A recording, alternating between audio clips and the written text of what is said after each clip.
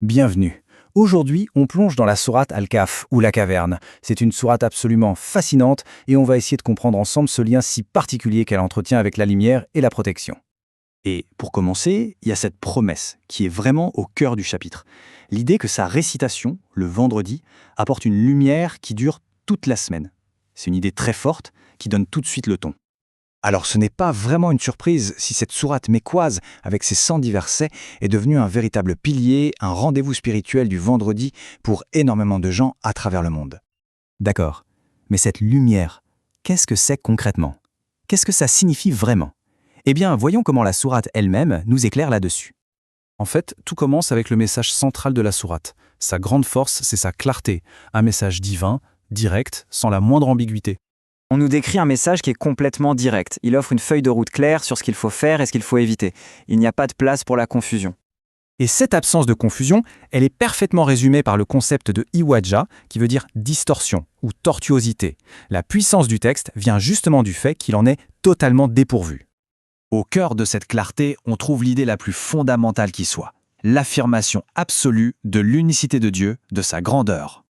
Et ça implique un rejet total, catégorique, du shirk, c'est-à-dire l'acte d'attribuer des partenaires ou une descendance au Créateur. Forcément, un message aussi clair vient avec des conséquences tout aussi claires. D'un côté, un châtiment pour ceux qui s'obstinent dans le faux. De l'autre, une promesse de guidance pour les cœurs sincères. Et enfin, la reconnaissance de celui qui a transmis ce message. Maintenant, cette guidance, ce n'est pas juste de la théorie, pas du tout. Elle prend vie à travers 3 récits, 3 histoires vraiment puissantes. Et chacune d'elles nous parle d'une épreuve fondamentale de la vie.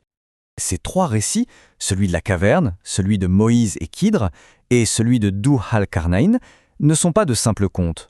Ce sont de véritables études de cas sur la foi, sur la connaissance et sur le pouvoir. Le premier récit nous plonge directement dans l'épreuve de la foi, avec l'histoire des jeunes gens de la caverne. C'est le test ultime de la conviction. Comment faire pour la préserver quand on est face à une société oppressive?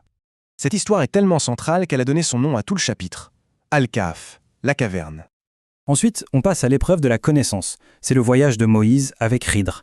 Une leçon incroyable sur l'humilité et la patience, face à une sagesse divine qui, parfois, nous dépasse complètement. Et pour finir, l'épreuve du pouvoir, explorée à travers le personnage de Dhu al-Qarnayn.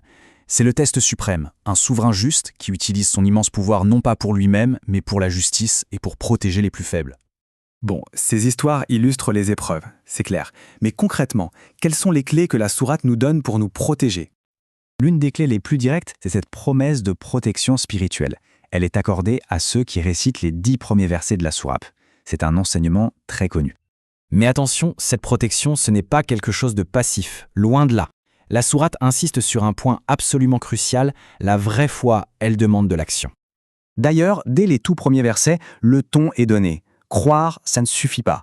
La foi doit être suivie par des actions correctes, par des bonnes œuvres. Ces salihat, c'est la preuve tangible de la foi. C'est ce qui transforme la croyance en une force positive, réelle, dans le monde. Et voilà le résultat de cette combinaison, entre foi et action. Un état de sérénité, d'espoir et de clarté. C'est le but recherché. On a commencé ce parcours avec une promesse de lumière. Alors, pour finir, ça nous laisse avec une question à méditer. Cette lumière, finalement, quelle forme est-ce qu'elle pourrait prendre dans la semaine de chacun?